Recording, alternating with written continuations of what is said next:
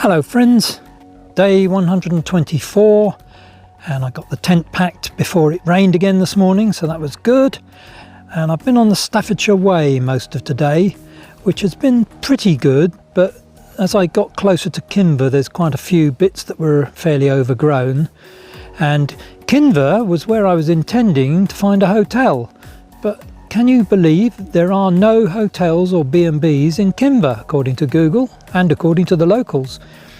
So my plan to have a nice meal in Kinver and a hotel for the night are no more, and I've come up onto Kinver Edge instead.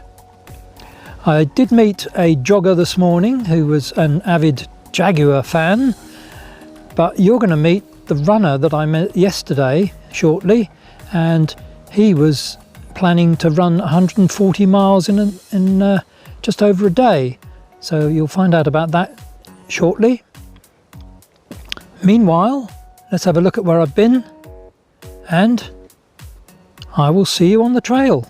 I'm Darren Phillips. I'm actually training for the Liverpool to Leeds canal race, which is just shy of 130 miles, hence me running on canals. And as I was on the canals, I've met the man that's walking from Land's End to John O'Groats and back again, and I think what a fabulous story he's got to tell. I think it's it's absolutely amazing. I'll definitely be donating to his charity.